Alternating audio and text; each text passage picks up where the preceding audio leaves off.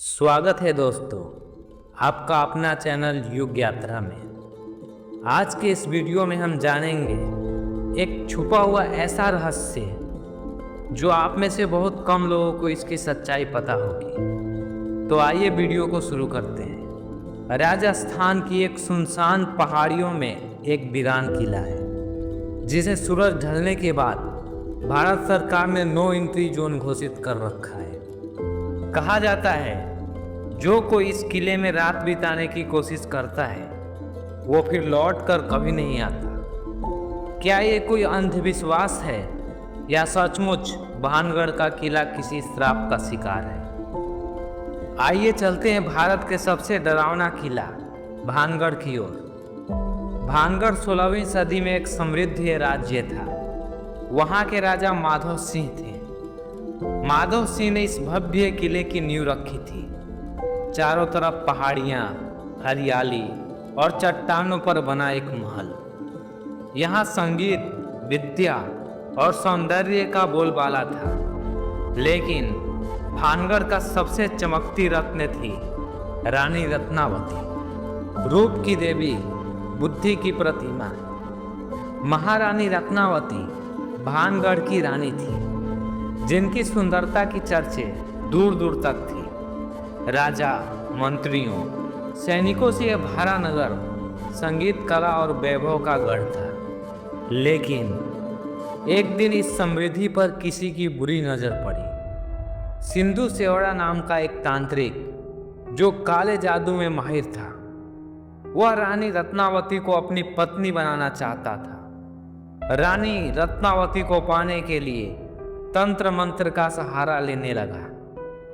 उसने रानी को पाने के लिए रानी के इत्र में काला जादू मिलाया, लेकिन रानी को शक हो गया। उन्होंने वो इत्र एक चट्टान पर फेंक दिया।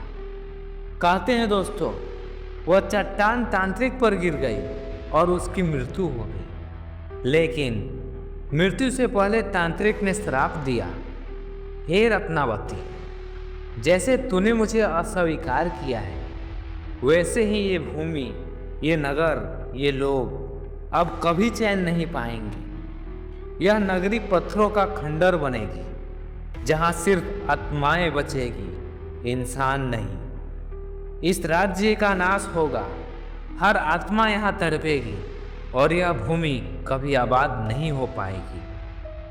और दोस्तों, हुआ वही। कुछ वर्षों बाद भानगढ़ पर हमला हुआ। राजा मारे गए, प्रजा तितर बितर हो गई, रानी गायब हो गई। आज तक कोई नहीं जान पाया वो कहाँ गई। भानगढ़ जो कभी संगीत की नगरी थी, एक दिन में वीरान खंडर बन गई। भानगढ़ एक खंडर में बदल गया और आज भी सरकार वहाँ सूर्य डूबने के बाद प्रवेश वर्जित कर रखा है। कई लोग अंदर तो गए, कुछ लौट कर नहीं आए, और जो लौटे उनकी आंखों में सिर्फ डर था। कहते हैं रात को वहाँ संगीत सुनाई देता है, कंगनों की खनक और स्त्री की चीखें।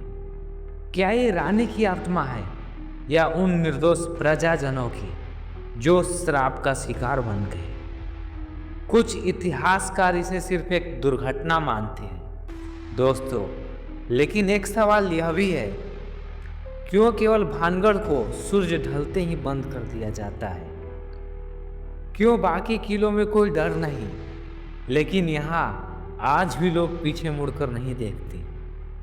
क्या ये एक लोक कथा है या सचमुच तांत्रिक का श्राप आज भी उस भूमि पर असर डाल रहा है?